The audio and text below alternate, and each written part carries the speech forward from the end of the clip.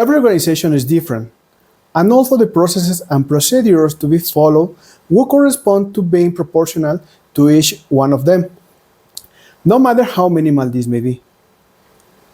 They must be followed to have order within the company, which should lead us to some questions, beginning with a simple, why is it done this way? Or why don't we have a more adequate way to do anything? Even though that should be a preset for C-levels or managers, how can we improve or how can we different? Always looking for the increased competitiveness through strategy. There are several tools to allow us to have improvements according to our needs. One of them is agility, where frameworks can be used according to the approach required. It can be project-oriented and an iterative flow based on sprints such as Scrum, or to the work and continuous flow as Kanban does. Even a framework such as XP or a waterfall framework could be considered.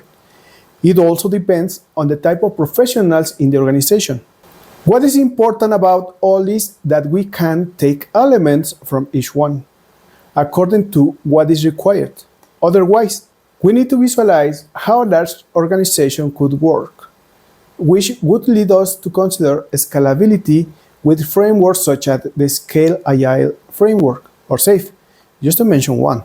However, and as a dude named Carlos Iglesias, author of the Real World podcast, will say, when the real world is preset by a bot, it is not anymore a place.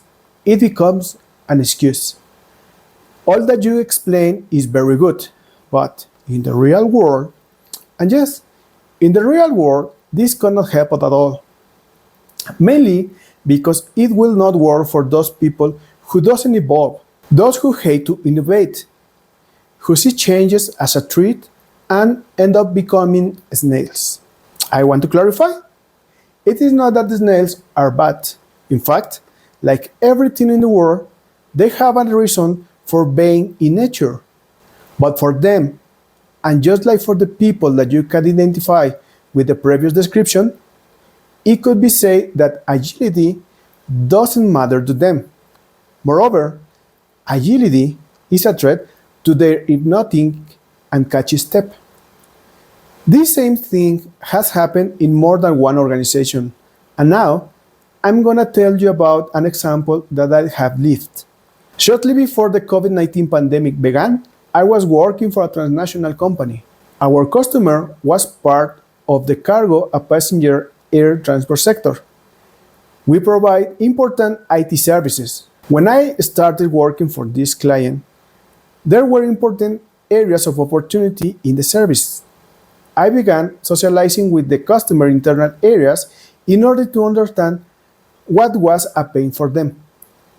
What were those discomforts? Although they didn't endanger them, didn't let them walk at ease, but if they were not taken care of soon, this could represent some time of risk.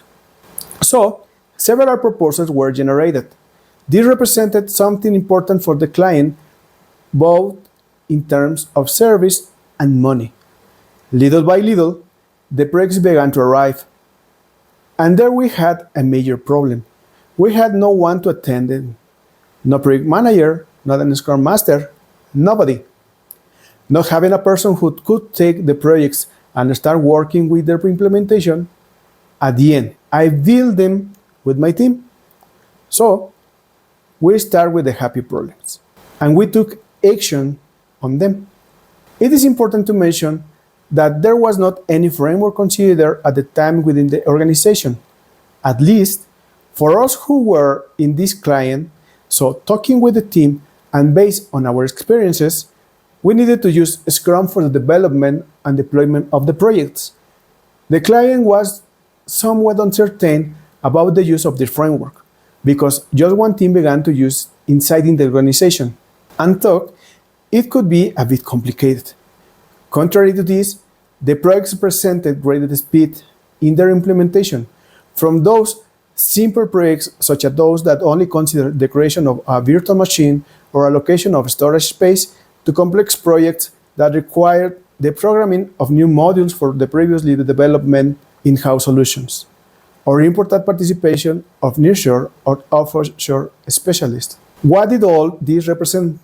Well, it was reflected in that the implementation time be reduced by at least 20% of the time, compared to projects that were similar to some already executed, increased customer acceptance, the trust, and of course, increased the customer satisfaction. The services contract was renewed and the TCV of the contract was increased, being close to the 2 digits in millions of United States dollars. My services represent at least 35% of that TCV. The majority were new projects. We promote the creation of a local professional service area. The reality is that everything was going great until suddenly something unexpected happened. The environment began to become tense, great, and everything on fire. Well, no, actually, it only happened in my head. But it happened when I received an email from my manager, where the focus of his message fell on a specific topic. You didn't follow the process. But what did not follow the process imply? In order not to go around too much and to summarize as much as possible, I infringed not to following the process because I was looking for doing the things better. Let's be honest. Just to do these activities would add real value to the customer? Do this would be useful for the organization? And mainly, does it make me feel comfortable? The answer is that it was not something that could be good, that could not have a good result, and it was something that would not make me feel comfortable. No matter if I talk about the benefits and results obtained by the implementation of this framework, in the end, my manager decided that not to follow his process was a reason to put me on the list of the people who should leave the organization. And although this was unfair for me, it helped me to understand many things and visualize the benefits of agility. At the same time, it was gratifying to be recognized not only by my client, but also by my colleagues in Mexico and other latitudes, obviously except in my manager's country, by the way. And as Sir Isaac Newton said in his third law, to every action, there is a reaction in the opposite direction. So you can deduce the result that was obtained after my departure, an absolute catastrophe. And in this example, we can visualize a snail, a group or entity that considered that coming out of that shell was danger. So taking agility as a precept represents a threat. In conclusion, we can say that agility is a threat. Of course, if you are a snail.